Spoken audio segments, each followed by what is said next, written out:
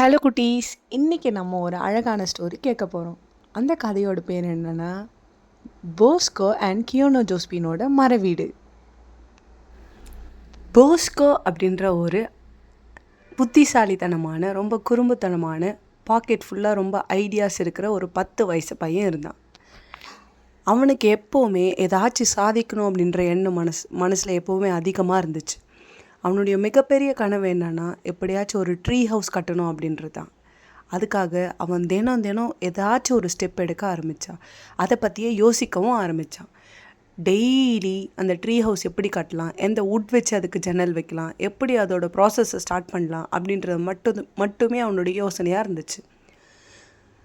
அதுக்காக அவன் நிறைய பேர்கிட்ட நிறைய யோசனை கேட்க ஆரம்பித்தான். அதுக்கான டிசைனும் அவன் முன்னாடியே க்ரியேட் பண்ண ஆரம்பித்தான். பெரியவங்க கிட்ட அதுக்கான யோசனை கேட்டப்போ பெரியவங்க எல்லாம் அவனை பார்த்து, சின்ன பையன் தானே, இவன் என்ன யோசிச்சிட போகிறான் அப்படின்னு சொல்லிட்டு ரொம்பவே சிரிக்க ஆரம்பித்தாங்க. அதுவும் இல்லாமல் அந்த வயசுக்கு அவனோட யோசனை எல்லாமே ரொம்ப கொஞ்சம் கணிக்க முடியலை. ஆனால் போஸ்கோ அந்த யோசனையிலேருந்து பின்வாங்கவே இல்லை. ஒரு நாள் கியோனா ஜோஸ்பின் அப்படின்ற ஒரு பொண்ணை அவன் பார்க்குறான். அவளை பார்த்ததும் அவனுக்கு அவனுடைய தங்கச்சி ஃபீல் வருது.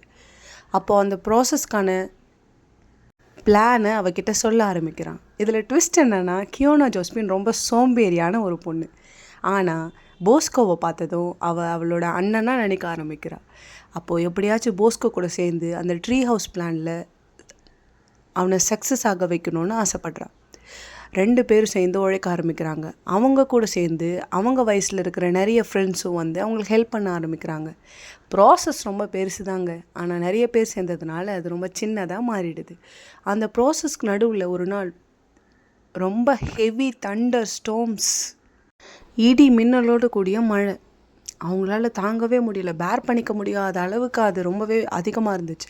ஆனாலுமே அவங்க அதிலேருந்து பின்வாங்கவே இல்லை. அந்த வீடு கட்டுற ப்ராசஸ்லேருந்து அவங்க பின்வாங்கவே இல்லை. எப்படியாச்சும் வீடு கட்டணும் அப்படின்றது மட்டும்தான் அவங்களுடைய எண்ணமாக இருந்துச்சு. பொழுதும் விழுந்துச்சு. அவங்களோட கனவுல பாதியும் நிறைவேறிடுச்சு. ஆனாலும் ஜோசப்க்கு ஒரு யோசனை இருந்துகிட்டே இருக்குது.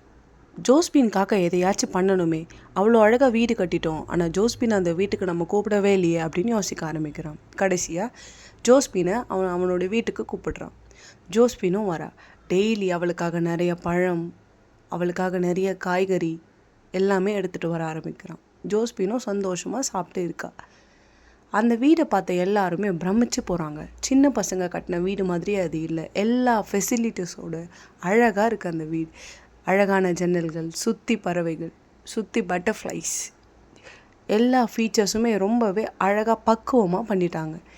பெரியவங்க எல்லாருமே அசந்து போயிட்டு அவங்களும் அந்த மாதிரி வீடு கட்டணும் அப்படின்னு ஆசைப்படுறாங்க. ஹே குட்டீஸ், இந்த கதையிலேருந்து என்ன புரியுதுன்னா, நம்மளுக்கு கனவு இருந்தால் மட்டும் போதாது, அந்த கனவை நனவாக்க அதுக்கான ஸ்டெப்ஸ் எடுக்கவும் தெரியணும்.